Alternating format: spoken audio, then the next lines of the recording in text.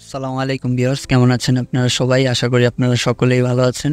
আজকে আমি আপনাদেরকে দেখাবো Adobe Illustrator এ টাইপ টুল কিভাবে কাজ করে এবং এই টাইপ টুলের কিছু সিক্রেট বিষয় আছে, সেই বিষয়গুলো আজকে আপনাদের সামনে তুলে ধরব। এই টাইপ টুলের মধ্যে কিছু অপশন আছে, সেই অপশনগুলো চলুন আমরা দেখে আসি। টাইপ টুলের মধ্যে এটা হচ্ছে টাইপ টুল। টাইপ টুলের মধ্যে আছে হচ্ছে আপনার টাইপ টুল আছে, area type tool, type on a path tool, vertical type tool, vertical area type tool, vertical type on path tool, touch type টুল। এই টুলগুলো আছে এবং এই টুলগুলোর কিছু প্রপার্টি আছে। সেই প্রপার্টিগুলো আমরা যখন এই টাইপ টুলসটা এখানে লেখার জন্য ট্রাই করি, তখন এই লিখতে গেলে এখানে দেখবেন যে কি ফন্ট নিব এবং সাইজ কত হবে এবং এটা বোল্ড হবে না রেগুলার হবে, সবগুলোই এখানে শো করে। এবং এটার জন্য একটা আমাদের প্যানেল আছে, সেই প্যানেলটা হচ্ছে এই যে এই প্যানেলটা থাকে। এই প্যানেলটা যদি আপনারা এখানে না পান তাহলে আপনারা কি করবেন, যদি ধরুন এখানে নেই তাহলে আপনারা এটা কোথা থেকে পাবেন? এখান থেকে আপনারা যাবেন উইন্ডোজে যাওয়ার পরে এখান থেকে আমরা যাব হচ্ছে টাইপ টুল। টাইপ টুলটা খুঁজে বের, এই যে টাইপ টুলটা খুঁজে বের করার পরে এখানে টিক মার্ক দিয়ে দেব। টিক মার্ক দিয়ে দিলে ক্যারেক্টার, এটাতে টিক মার্ক দিয়ে দিলেই আমরা এই পপ আপটা পেয়ে যাব। তখন আমরা এটাকে এখানে সাইডে রেখে দিই বা এখানে রেখে দিই, যেখানেই রাখি না কেন। এখন আমরা টাইপ টুলের ভিতরে যেই বিষয়গুলো আছে সেই বিষয়গুলো জানবো, কোনটা কিভাবে কাজ করে। ধরুন আমি এই টাইপ টুলটা নিলাম, এটাকে নেওয়ার পরে এখানে যখন ক্লিক করব, ক্লিক করে আমি ফ্লুয়েন্ট যে কোনো কিছু লিখতে পারি। এখানে ধরুন আমার নামটা লিখলাম, এই নামটা আমি লিখলাম। এখন আপনার ডিজাইন করার ক্ষেত্রে নাম হতে পারে, যে কোনো কিছু ফোন নাম্বার হতে পারে, অ্যাড্রেস হতে পারে, যে কোনো ফ্লুয়েন্ট লেখাগুলো আমরা এই টুলসটার মাধ্যমে লিখে থাকি। অ্যান্ড পরের যেই টুলসটা আছে সেটা হচ্ছে এরিয়া টাইপ টুল। এরিয়া টাইপ টুলের কাজটা হচ্ছে গিয়ে, আমরা ধরুন একটা শেপ নেই, একটা শেপ নিলাম, ফিল কালারটা অফ করে দিই, স্ট্রোক কালারটা রাখি। এখন আমরা এরিয়া টাইপ টুলে যাই। এরিয়া টাইপ টুলে যাওয়ার পরে আমরা যদি এই পাতের উপরে এইখানে যদি একটা ক্লিক করি, ক্লিক করার সাথে সাথে দেখবেন এখানে টেক্সটগুলো চলে এসেছে। এটা হচ্ছে গিয়ে কোনো কিছু একটা বক্স করার পরে আমরা যদি কোনো কিছু এই বক্সের মধ্যে লিখতে চাই তাহলে এই টুলসটা ইউজ করা হয়। এবং এই শেপটা যদি আমি এই শেপ না দিয়ে একটা রাউন্ডেড শেপ নিই, রাউন্ডেড শেপটা নিয়ে দেখাচ্ছি, একটা রাউন্ডেড শেপ নিলাম, এই শেপের মধ্যেও কিন্তু আমরা এই টেক্সটগুলো বসাতে পারি। উপরে ক্লিক করলাম, দেখতে পাচ্ছেন এখানে এখন আপনার যেটা লেখার প্রয়োজন সেটা আপনি লিখতে পারেন। যা দরকার আপনার এখানে ফ্লুয়েন্টলি লেখা যাবে, এই বর্ডারটার ভিতরে সব কিছু লেখা যাবে। এখন আমরা দেখব হচ্ছে type on a path tool. Type on a path টুলের কাজটা কি? টাইপ অন এ পাথ টুলের কাজটা হচ্ছে, ধরেন আমি একটা ইলিপস নিই, ইলিপস নিলাম একটা, ইলিপসটা নেওয়ার পরে এখন টাইপ অন এ পাথ টুল নিচ্ছি। এখানে যদি আমি ক্লিক করি দেখবেন রাউন্ডেড আকারে, যেই কোনো কিছু রাউন্ডেডভাবে লিখতে গেলে আমরা এই ওয়েটা ইউজ করে থাকি এইভাবে। এখন আপনি এখানে যা যা দরকার আপনার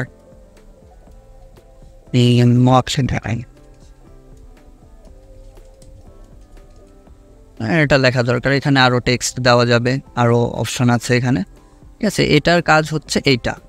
অ্যান্ড ভার্টিক্যাল টাইপ টুল যেটা, সেটা হচ্ছে গিয়ে আমরা ভার্টিক্যালি লিখতে পারবো। ধরুন এইভাবে যে কোনো কিছু লিখলে সেটা ভার্টিক্যালি হয়ে যাবে।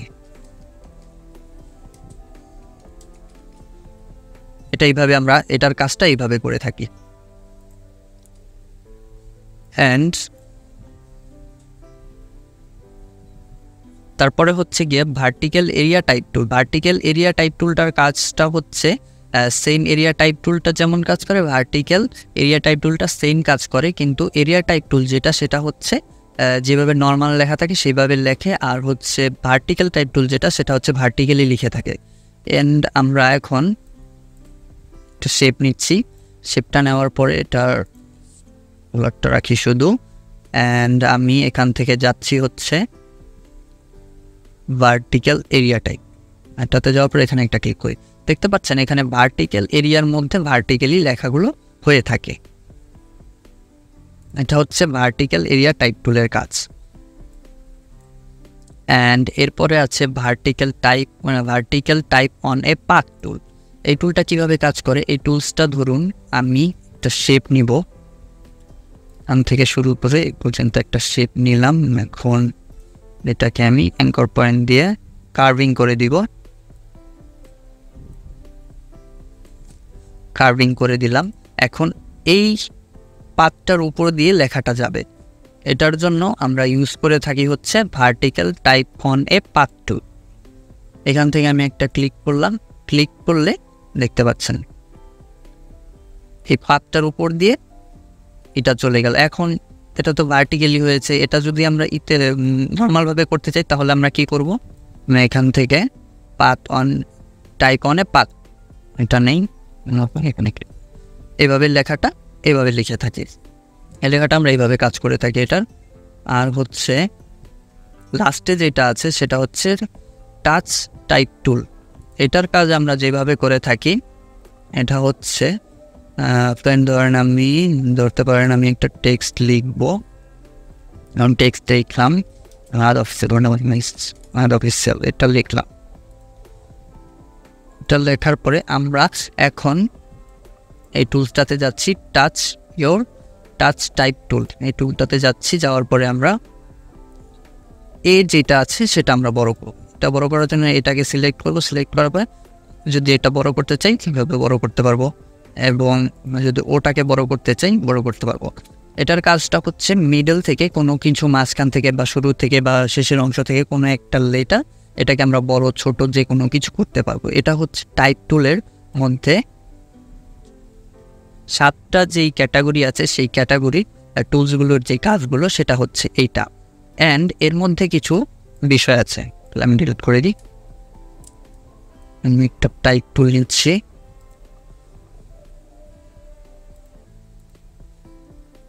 নেওয়ার পরে এটার মধ্যে আমরা কিছু বিষয় দেখব। এটা হচ্ছে গিয়ে এটা ফন্ট, এটা হচ্ছে গিয়ে ম্যারিয়াড প্রো, এটা ফন্টের নাম। এই ফন্টটা আমরা চেঞ্জ করতে পারি যে কোনোভাবে, এখানে অনেকগুলো ফন্ট আছে, এই ফন্টগুলো আমরা দেখে দেখে চেঞ্জ করতে পারি। একটা ডিজাইনের ক্ষেত্রে ফন্ট অনেক ইম্পর্ট্যান্ট একটা রোল পালন করে।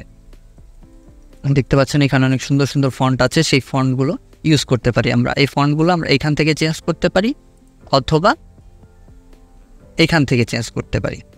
অ্যান্ড ফন্টের মধ্যেও কিছু একটা থাকে, যেমন রেগুলার থাকে, এটা যেমন নেই।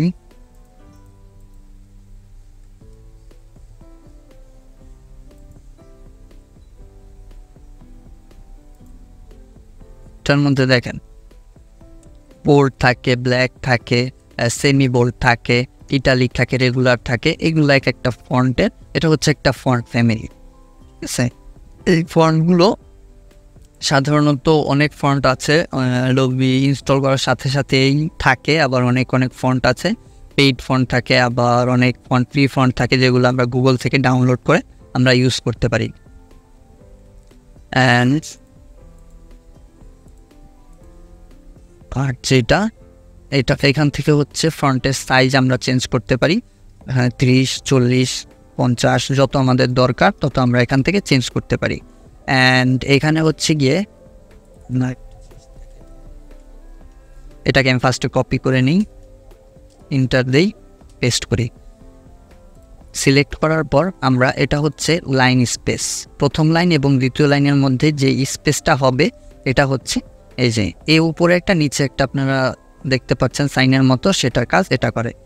উপরে নিচে কতটুকু আমাদের গ্যাপ দরকার আমরা এখান থেকে সিলেক্ট করে দিতে পারি। এবং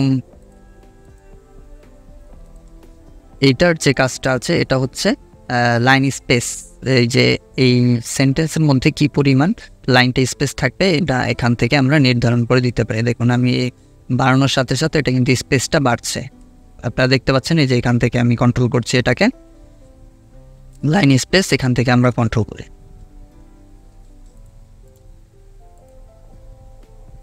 অ্যান্ড আমরা যদি কোনো লেখা